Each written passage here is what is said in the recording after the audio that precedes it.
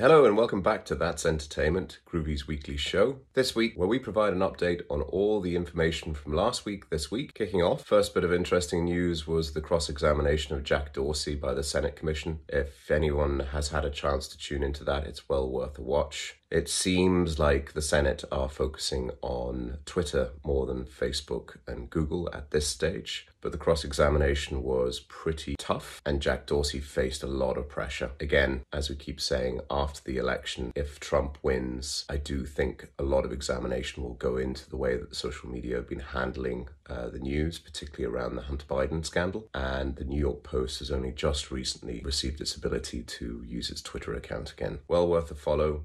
Read up on the politics. It's going to be an insane week running up till Tuesday. From what we've seen from the reports from the US, a lot of businesses are bordering up, again, expecting the same level of violence that they saw over July with Black Lives Matter protests throughout the US, and we will see on Tuesday and Wednesday what the outcome is. The following are the top stories from last week. Cinemas closed in Europe's 4 biggest markets. UK will close from Thursday, while German, French and Italian cinemas are already closed. They are all initially closed until early December, but there is no guarantee that they will reopen then. For the latest information, you can visit our International Cinema Reopening Update doc, which we link in LinkedIn regularly. It was a fun little project that we began right at the beginning of COVID, tracking how cinemas were opening and closing across Europe and the rest of the world. And it developed quite a following, so we'll be kicking that off again in order for you to track what's going on globally. The URL will be in the notes or in the comments section of this post on LinkedIn. So the big question is now, how many releases will be being pushed back from November, and how many of these releases now will be pivoting to video on demand? Obviously, this is a pretty tragic series of circumstances. I never really understood the system of rules that the cinemas seem to be being put through compared to the restaurants. I live in Copenhagen. Over the summer period, my wife and I dined out on a few occasions, and the level of social distancing in the restaurants and the requirements that people had in restaurants, which are enclosed environments where people usually drink and talk loudly, which is a perfect spreading COVID, in contrast to cinemas where you're largely sitting there quietly eating your popcorn and watching a film. It was dramatic and stark, and I have to say I don't think the lockdown is a good thing at all in terms of restricting COVID when it comes to cinemas, particularly in comparison to restaurants which remain largely open in Denmark at this stage. So this is unfair.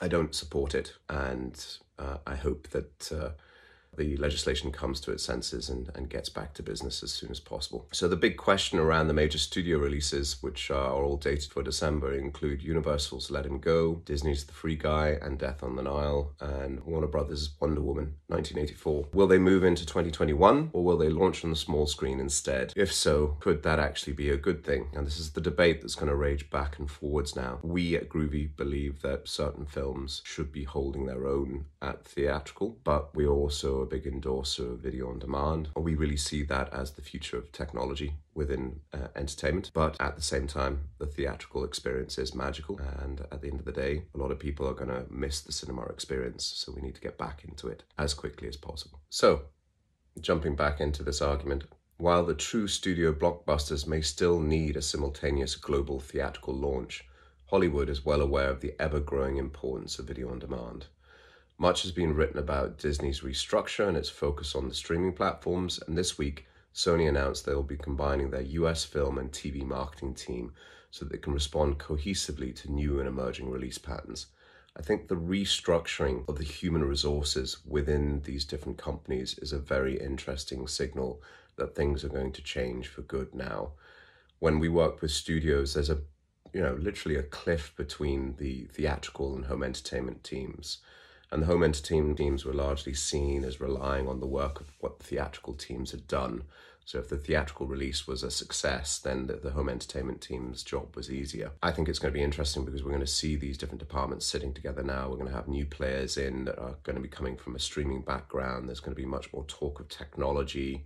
The closer that we move towards the audience, the more direct things like metrics and feedback will be. I think for a lot of reasons this will be good for the studios and good for film generally. Disney Plus hits its end-of-year target of 60 million global subscribers months earlier than planned. Warner Brothers' HBO Max has already been activated by 8.6 million US subscribers and will roll out internationally in 2022. NBC's Universal's ad-supported streaming offering Peacock has generated around 22 million signups. Viacom's CBS All Access is to be rebranded Paramount Plus ahead of its next year's international rollout. And even though Netflix just reported on an underperforming Q3, the world's most popular streamer now boasts 195 million subscribers with an impressive churn rate of less than 3%. History is being remade now in the world of streaming, and it's something that we're all going to have to get used to. There's some impressive changes going on, and the pace of change is incredible right now if we look at the way that the studios are operating. The other big bit of news was Borat Subsequent Movie Film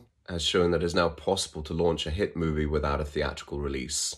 Amazon Prime called the film a great success, with tens of millions watching it on the streaming service over the weekend. The PR and marketing campaign has been just as successful and has kept the film at the forefront of pop culture conversations for well over a week, with the conflicting accounts of Rudy Giuliani's hands-on involvement, Sacha Baron Cohen taking on President Trump on Twitter, filmmaker donating $100 million to one of his unwitting but well-intentioned cast members, and stunts including a giant inflatable Borat on a barge in New York and London, and a 6-meter tall statue and flash mob appearing on Bondi Beach in Australia. That's it for this week's show. That's entertainment. If you want to comment on any of the stories we've shared, by all means jump into the comments section below in LinkedIn. We look forward to talking to you next week. Have a good one. Goodbye.